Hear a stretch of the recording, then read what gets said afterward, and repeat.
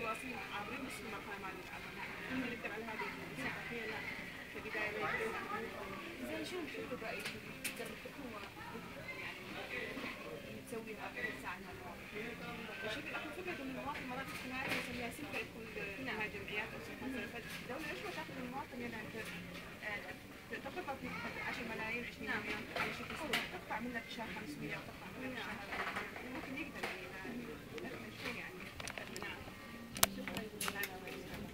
هذا زين بس انا من رواء يعني اكيد اكيد ولو حافظ الجنوب محدد الفكره احنا بلد نختلف عن كل الدول العربيه.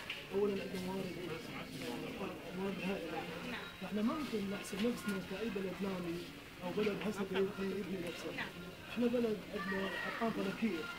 يعني تصدقون ذاك النفط بشهر اذار 6 ملايين 6 مليارات و500 مليون دولار.